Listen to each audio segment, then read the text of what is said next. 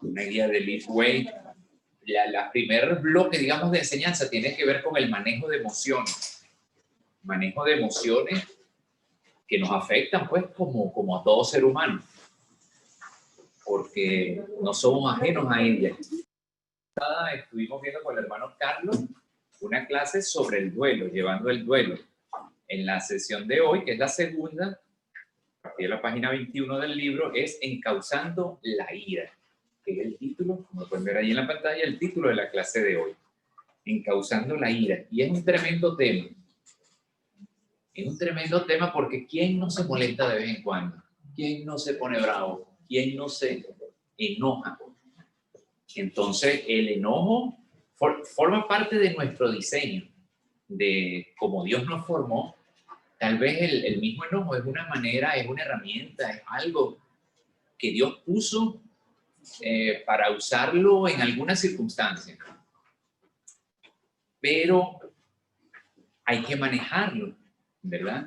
Hay que manejarlo. El enojo es una de las emociones que puede autodestruirnos, traernos muchos problemas, no solo a nosotros, sino al entorno. Causamos mucho daño, bien sea de palabra o de violencia ya consumada física, cuando nos dejamos llevar por la ira o el enojo.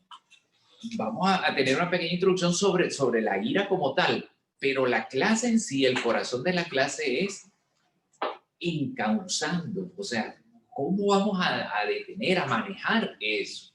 A través de la enseñanza bíblica en el Salmo 35, que es el que vamos a estar estudiando hoy. Entonces, fíjense, la ira es una emoción, es una emoción que algunas veces se conoce como furor, cólera, enojo, irritación, enfado, disgusto, molesto, ¿verdad? Todo eso son sinónimos de ira. En la traducción que manejamos, que vamos a manejar de la Biblia, que es la Reina Valera, básicamente se llama como ira, la ira. Pero engloba todas estas emociones, ¿verdad? Que tienen que ver con la rabia, con el enojo, el disgusto, la cólera.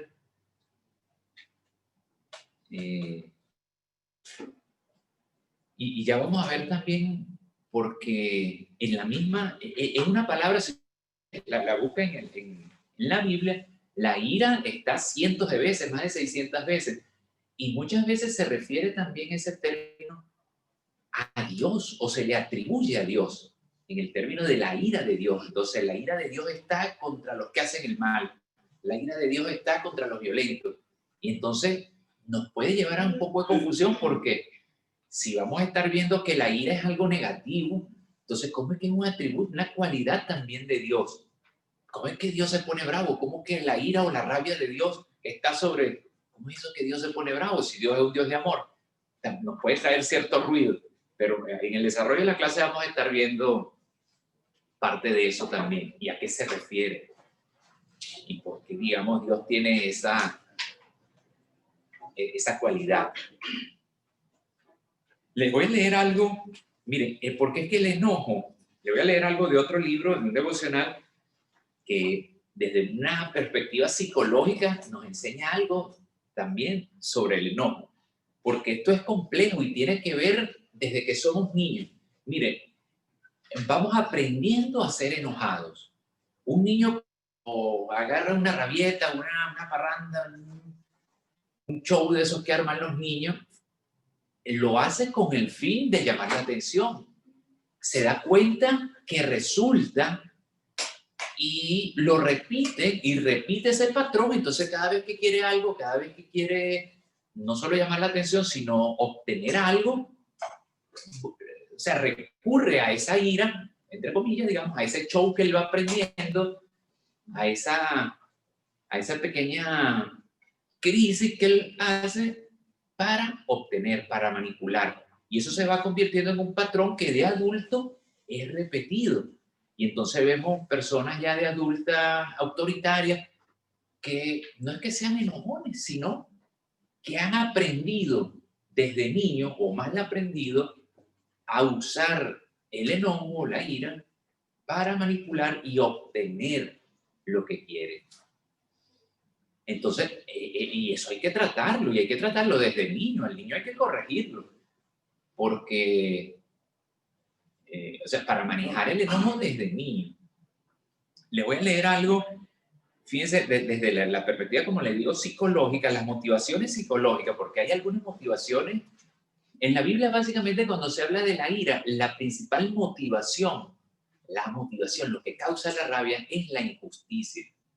Y por eso se pone en la Biblia en contraste, o sea, como algo negativo, porque la ira es causa de la injusticia, en contraste con la justicia de Dios. Entonces, lo que es injusto genera ira, rabia, en la perspectiva bíblica. Pero desde el punto de vista psicológico, ahorita le voy a leer algunas otras motivaciones, algunas otras detonantes, digamos, de la ira. Fíjense para qué se usa algunas veces la gente, consciente o inconscientemente, para desplazar la responsabilidad de sus actos sobre otras personas. ¿Verdad? Nos ponemos bravísimos con nuestra esposa cuando el que hizo algo malo somos nosotros, pero queremos trasladar esa responsabilidad sobre otros, ¿verdad? O sobre nuestros hijos. Y nos ponemos y quebrados y molestos y explotamos en una ira porque no queremos reconocer que verdaderamente el error fuimos nosotros, sino queremos trasladarle esa responsabilidad. Fíjense, ¿ven? Hay motivaciones psicológicas, conscientes o inconscientes. Utilizar, otra motivación psicológica, utilizar el coraje para manipular a los que te tienen miedo, porque los consideras inferiores a ti física o emocionalmente. Y esto se ha aprendido desde niño, ¿verdad? El niño es enojón, entonces ya de adulto, él lo utiliza para dominar a otros, creyéndose ser hasta superior. Tiene que ver con el orgullo, tiene que ver con la arrogancia. Esa característica de la personalidad o de una persona arrogante utiliza frecuentemente el enojo como una herramienta de dominación. Otra motivación, el coraje o la ira puede darte poder, atraes la atención, ¿verdad? Igual que el niño, en el adulto también, atraes la atención de los demás y puedes sentirte importante. Esto se usa mucho en política, ya lo hemos estado viendo. Bueno, nosotros como venezolanos en un país dividido por esto, porque el uso del tono del lenguaje te da poder. Entonces, si tú hablas más fuerte, no, tú eres eso, o sea, te da esa sensación de superioridad o de poder y crea división y crea, bueno, tantos problemas políticos. Hace semanas vimos consecuencias de todo esto por el uso de la ira como herramienta, en este caso de poder.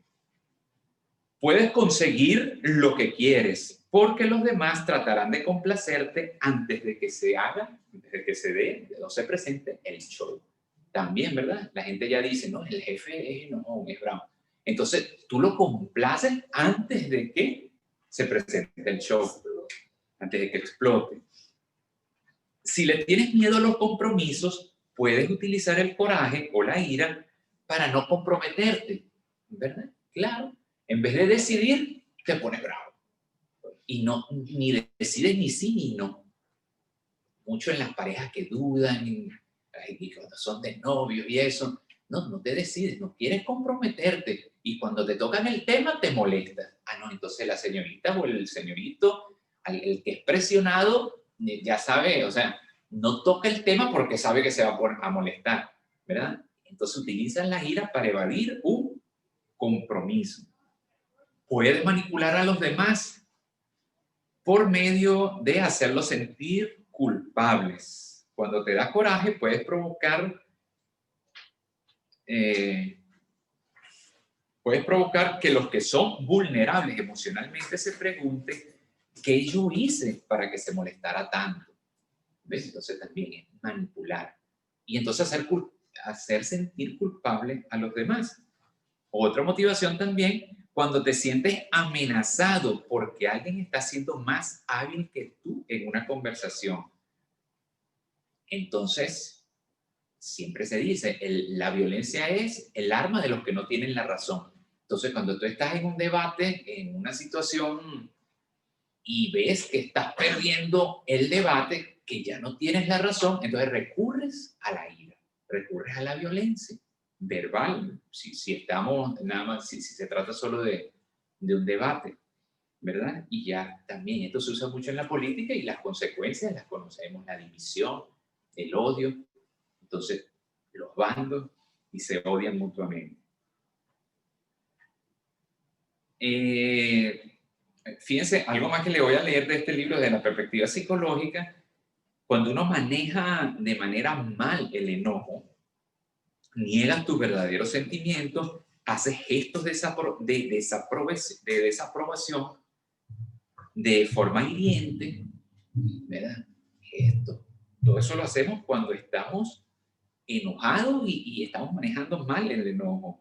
Arremetes contra la otra persona atacándola sin pedirle que se exprese, no escuchas, discutes de forma defensiva e insistes en que la otra persona no tiene la razón. No sé si les ha pasado o nos ha pasado algunas de estas cosas, porque si nos ha pasado, y nos ha pasado seguramente, es porque tenemos algún problema con el dominio de la ira. Y es que tiene algo más, o sea, la ira es como ya la manifestación de algo peor, digamos, de una situación, por ejemplo, que nos sentimos superior, que nos sentimos de la arrogancia. La arrogancia en la Biblia tal vez es el pecado que más Dios detesta. Y esos reyes arrogantes, entonces Dios venía la ira de Dios contra esos reyes.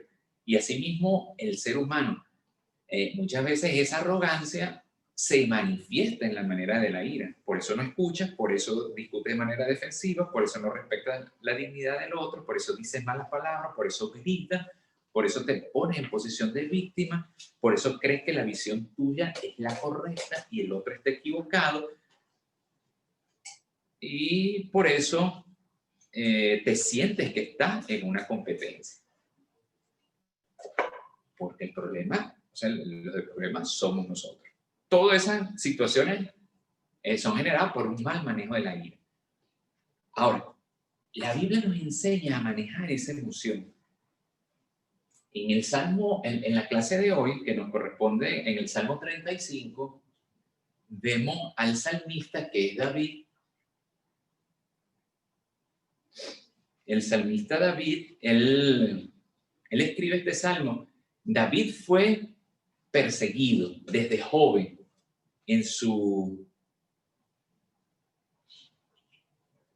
la conexión en su juventud. David fue perseguido por el propio rey Saúl. Fíjense, David sale a escena pública muy muchacho cuando no había quien se enfrentara a Goliat, un filisteo que retaba diariamente al ejército de los israelitas, y el rey Saúl ofrece un paquete de beneficios, incluyendo a su propia hija, para el valiente que enfrente a este Goliat. Y pues Dios pone en David, le da la victoria a David, y el rey tiene que cumplir con lo pactado, con lo prometido, y él va al palacio. Pero desde que David llega, empieza a nacer en Saúl, en el rey, un odio por él, un odio, al punto de que en varias ocasiones le lanza una lanza, arremete contra él físicamente, buscando ya su muerte.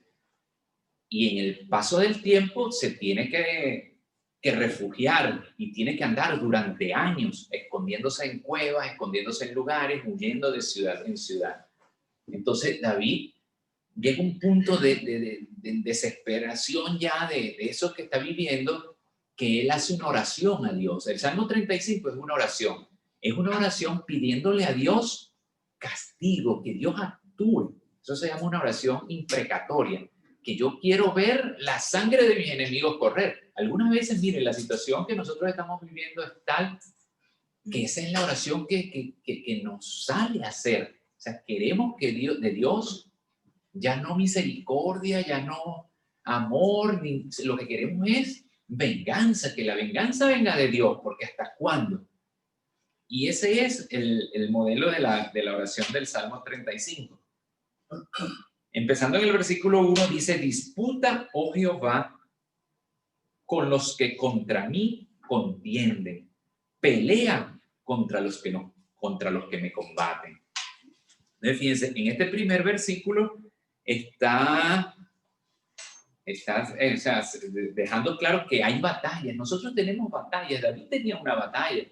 Nosotros tenemos también batallas con nuestros jefes, con nuestros hijos, con nuestra pareja, con nuestros vecinos, con nuestra familia, porque siempre hay puntos diferentes, puntos de discordia, y en medio de esa batalla, lo que David nos quiere enseñar acá es que sea Dios presente, que no sea yo peleando, sino que Dios esté presente en esa batalla. Por eso él dice: disputa, oh Jehová. No, que no sea yo disputando, sino pone a Dios por delante, con los que contra mí contienden. Pelea contra los que me combaten. Y hay varias ocasiones bíblicas en las que varios personajes, ahorita le voy a leer, está en el libro, un par de personajes, en el caso de Moisés y en el caso de Josué, donde ellos hacen esa misma oración a Dios. Fíjense, Éxodo 14:14, Moisés le dijo al pueblo: Jehová peleará por vosotros y vosotros estaréis tranquilos. Entonces, Jehová es amor, sí, pero Jehová también pelea por nosotros, nos defiende, como una gallina cuidando a sus pollitos, ¿verdad? Nos defiende. En el caso de Josué, que vemos en Josué 10:14, no hubo día como aquel, ni antes ni después de él, habiendo atendido Jehová a la voz de un hombre, porque Jehová peleaba por Israel. Fíjense, Josué pidió la protección de Dios y dice que no hubo en la historia un día como este donde Dios obedeció, digamos, a un hombre y se puso a favor de él. Y Jehová peleaba por Israel. En el caso del Nuevo Testamento vemos en Romanos 12, el versículo 18 y del 20, que Pablo nos dice: no os venguéis vosotros mismos. O sea, no seamos nosotros los que tomemos justicia por nuestras propias manos. No os vengáis vosotros mismos, amados hermanos, sino dejad lugar a la ira de Dios, porque escrito está: mía es la venganza, yo pagaré, dice el Señor. Y en este texto, fíjense, como le dije al principio, aquí hay una cualidad, o se le atribuye la ira también como una cualidad de Dios. Dice: sino dejad lugar a la ira de Dios. Y es lo que yo digo que puede confundirlo, porque entonces, bueno, ¿cómo es que la Biblia dice que no nos molestemos, pero Dios sí? Fíjense, Dios, esto lo podemos ver porque, como le dije, lo que causa la ira en el ser humano fundamentalmente es la injusticia, una injusticia. Y entonces yo voy a tomar la justicia por mis manos. Hay algo que me están haciendo que me molesta y yo exploto en ira y voy y mato a esa persona, digamos, para hacer justicia. A diferencia de la justicia o de la ira de Dios, Dios también interviene en un escenario de injusticia y también hasta puede matar a la persona y quitarla del medio. Pero es una cualidad de Dios. ¿Por qué le es permitido a Dios y por qué no nos es permitido a nosotros? La Biblia dice: no hay nadie en la tierra, ni siquiera uno justo. Por eso, si nosotros hacemos eso y tomamos la justicia por nuestras propias manos y usamos la ira, entonces nosotros estamos como quitándole el lugar a Dios, ¿verdad? Ese es el pecado. Ese es el pecado de la ira contra Dios. Cuando nosotros pecamos por ira, podemos hacerle daño a una persona y pecamos contra la persona. Pero pecamos contra Dios porque le quitamos lugar a Dios. La ira es de Dios y la justicia, Él en su justicia infinita, Él obrará, no nosotros. Cuando nosotros obramos y cuando nosotros tomamos la justicia por nuestras manos, le estamos quitando el lugar a Dios. Y ya vamos a ver al final que por eso la ira se compara con la idolatría, por ejemplo, que es darle la gloria a otra cosa y no a Dios. Igual en este caso, cuando entonces hacemos la justicia por nuestras manos, en vez de que sea Dios el que haga justicia, le estamos quitando el lugar a Dios. Y es un pecado contra Dios en ese sentido. ¿Ven? No por el daño que estamos causando, sino por el puesto que le queremos estar quitando a Dios. Queremos sustituir a Dios. Entonces, eso, somos bien bravos y bien molestos y agarramos queremos tomar la justicia por nuestras propias manos, estamos pretendiendo quitarle el lugar a Dios. Dios sí tiene permiso, Dios es Dios, y la ira de Dios, y lo dice centenas de veces en la Biblia, la ira de Dios se manifestará contra los hijos de iniquidad, contra los que hacen la desobediencia, en multitudes, como leímos aquí ahorita en Romanos 12, 19, dejad lugar a la ira de Dios. Está bien, Dios puede hacer uso, digamos, de su ira, porque Él sí es justo. Nosotros no. Entonces no nos confundimos, ¿eh? Dios sí se puede airar y Dios tiene en su misericordia un plan de salvación para cada uno de nosotros, pero también tiene en su justicia un plan de ira, o sea, donde la ira de Dios se va a derramar sobre los desobedientes, sobre los que hicieron ese camino, porque Él es justo, ¿verdad? Entonces hay misericordia, pero por justicia habrá también consecuencias. En el versículo 2 de aquí mismo dice, echa mano al escudo y al pavés y levántate en mi ayuda. Fíjate, el escudo, el pavés, eso era como una armadura. O sea, pidiéndole a Dios que tome todo a su alcance. Machácalo, destrúyelo, muélelo, ¿verdad? Usa todas las armas que tenga para defenderme. Es el llamado que hace. Es el llamado que nosotros tenemos que hacer a Dios, pero no lo que nosotros tenemos que hacer. Fíjense, la enseñanza de Jesús más bien es ¿cómo respondía Jesús cuando le maldecían? No respondan con maldición. Sino más bien, te dan por una mejilla, pon la otra mejilla. Esa debería ser nuestra actitud hacia el semejante. Pero hacia Dios, bueno, le tenemos que pedir justicia, que sea Él el que haga justicia, que sea Él el que intervenga a nuestro favor. En el versículo siguiente, ya se lo pongo en la pantalla.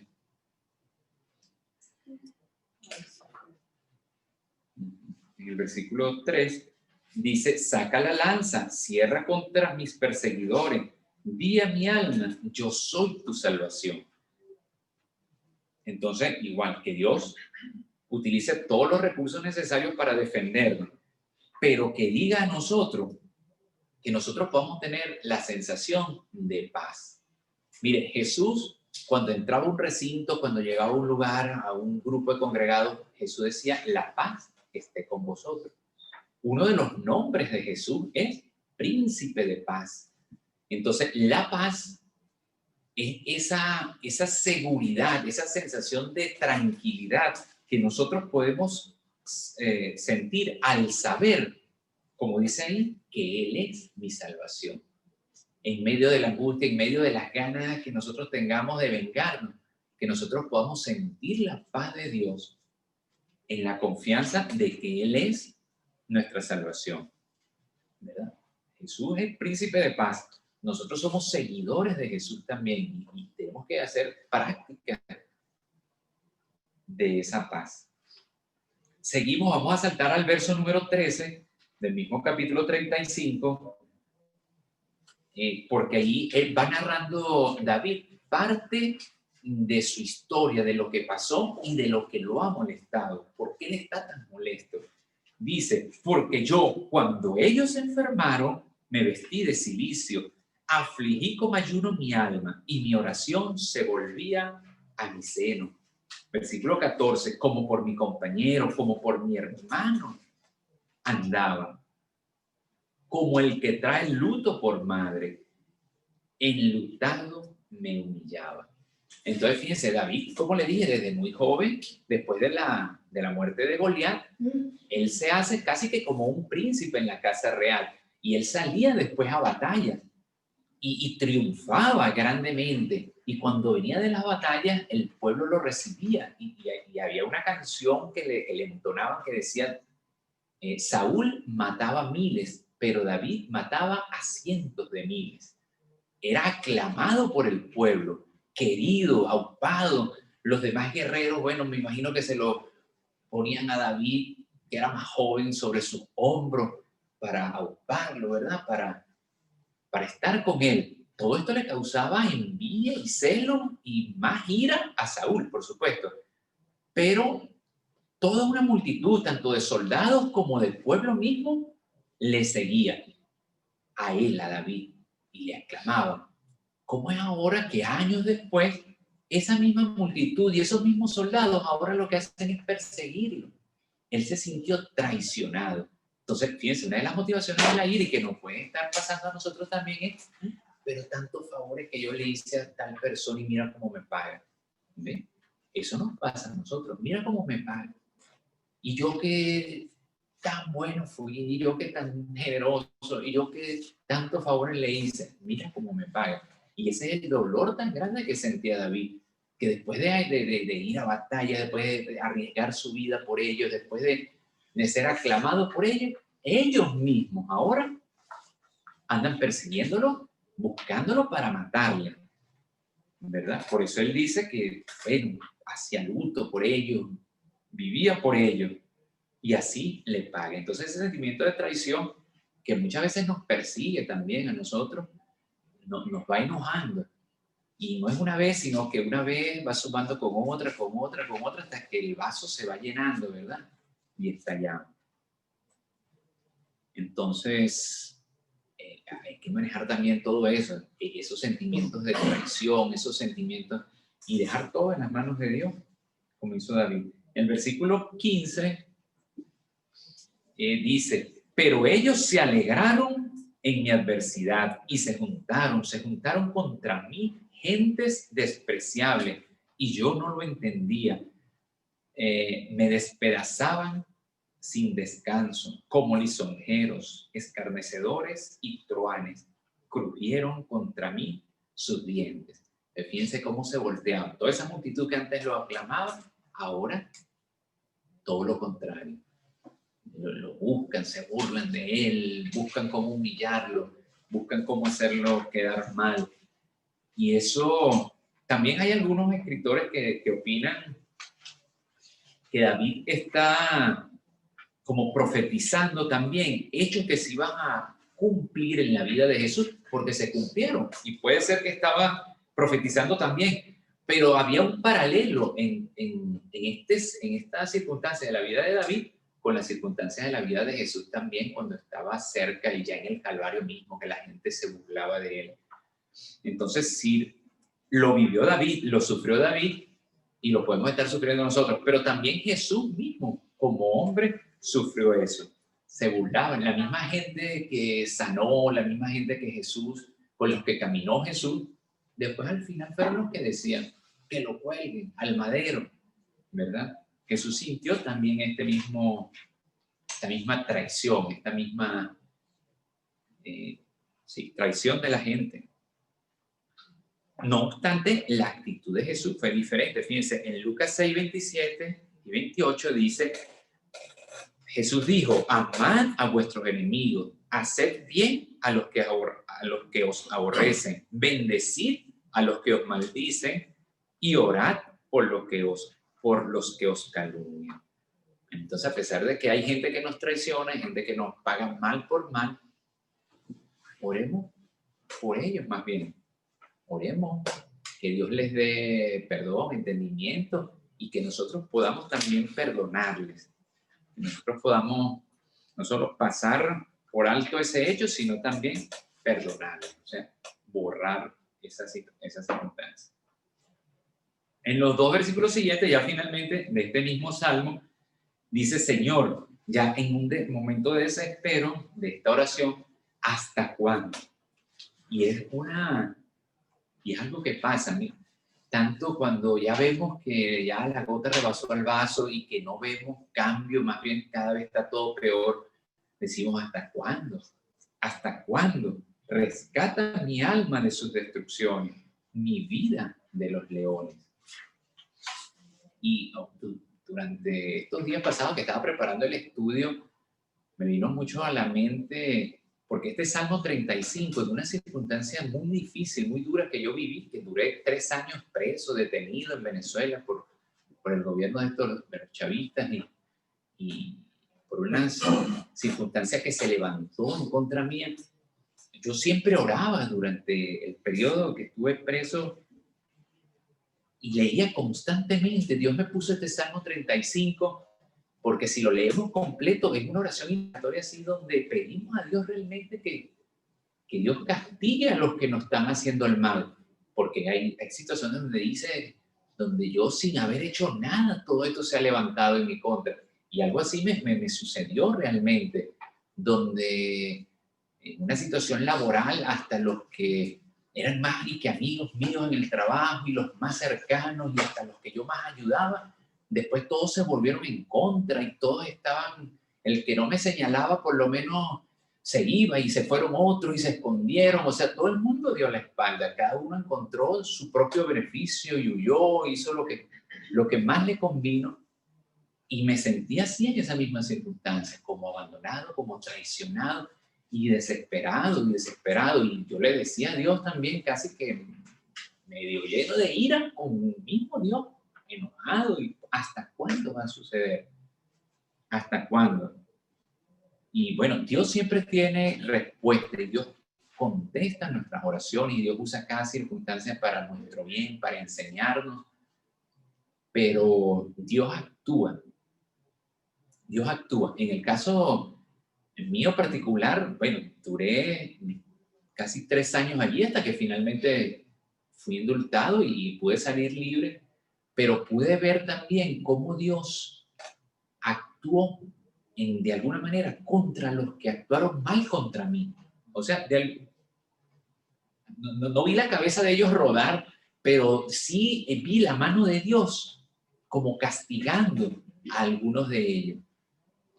Y yo me quedé impactado de situaciones que pasaron donde Dios se reveló a través de cómo Él actuó con personas que sí me señalaron, que me hicieron mal. Y Dios los castigó, Dios les pasó factura. No me contenta, pero, o sea, no me contenta porque por las circunstancias que a lo mejor negativas hayan vivido ellos, pero sí le doy gracias a Dios porque Él actuó, ¿verdad? Y eso, frente a la ira también, nosotros tenemos que no tener esa esperanza de regocijarnos en el mal ajeno, ¿no? Sino de que al menos cese la situación, ¿verdad? Que cese. Y tener la conciencia también y la memoria para poder agradecer a Dios, que es el último punto que ya vamos a ver, agradecer a Dios de que fue Él el que actuó. Fíjense, por eso el versículo 18 dice, te confesaré en grande congregación, te alabaré entre numeroso pueblo, dando la gloria a Dios luego del rescate. He oído historias de gente también igual, donde Dios lo ha salvado y lo ha rescatado de manera milagrosa y después cuando van a dar el testimonio son ellos Superman. Y todo por ellos y todo por lo que hicieron. La gloria es para Dios. Y más cuando Dios actúa así de una manera sobrenatural y de una manera que vemos indudablemente que ha sido la mano de Dios, no queda más que confesar las grandezas que Dios ha hecho y que solo Él ha hecho. Por eso te confesaré en grande congregación, dice la palabra. Y ahora, algo más aquí en esta frase de ¿hasta cuándo verás esto? Que el mismo texto dice, nos enseña a tener paciencia también. La paciencia es una virtud y es un fruto del Espíritu. Muchas veces queremos la respuesta instantánea. Señor, cambia esto, pero cámbialo ya. Dios está moldeando también nuestra paciencia y en su tiempo Él actuará a nuestro favor. Y bueno, seamos agradecidos. Cuando Dios actúa a nuestro favor, la gloria es para Dios siempre. Nos beneficiamos, está muy bien, no nos contentemos si le hubo por el mal del otro, pero sí demos las gracias a Dios. Fíjense, ya para finalizar, y lo pueden ver ahí en la página 27 del libro, hay algunas otras citas donde habla de la Biblia y la ira, pero hay más, casi 1000 citas, 700 y tantas citas donde se refiere el tema de la ira en la Biblia. En Génesis, bueno, desde el primer asesinato del mundo, todo eso fue manifestado por la ira de un hermano hacia el otro hermano. Caín mata a Abel y derrama por primera vez sangre humana sobre la tierra por ira, ¿verdad? Ahí en Génesis, al principio, en Génesis 47 hay otra cita donde, en este caso, Simeón y Leví, de los hermanos de Judá, dice en Génesis 47, ahí lo tienen en la Biblia, armas de iniquidad sus armas, en su consejo no entre mi alma, ni mi espíritu se junte en su compañía, porque en su furor mataron hombres, y en su temeridad desjaretaron toros. Maldito su furor, que fue fierro, y su ira, que fue dura. Entonces, fíjense, en este caso, cuando el hombre se deja hallar por la ira y toma la venganza en sus propias manos, lo que se obtiene es la maldición de Dios en contra de ellos. Y en este caso, de Simeón y de Leví pagaron la maldición. Fue que fueron diseminados, como dice aquí al final, y los esparciré en Israel. En Job 5:2 dice, es cierto que al necio lo mata la ira y al codicioso lo consume la envidia. Si vemos en los proverbios, aquí está el proverbio 29, pero en el libro de proverbios es donde más se menciona el tema del manejo de la ira. El necio da rienda suelta a toda su ira, mas el sabio al fin la sosiega. Entonces, tenemos que ser sabios, no necios.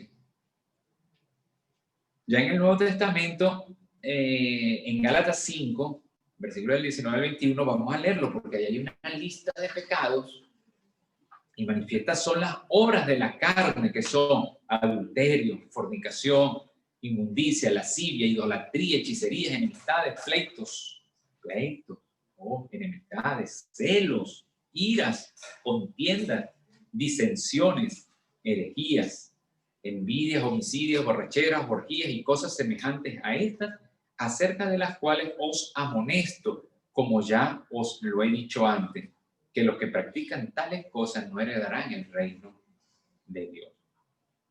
Entonces, en la lista central del versículo 20, vemos donde están las enemistades, que tiene que ver también con la riña, la situación de ira entre las personas, los pleitos, también ya donde la ira ya se manifiesta hasta físicamente, la ira, como lo dice, contiendas, disensiones, donde una persona piensa diferente a otra, entonces todo eso tiene que ver con la ira.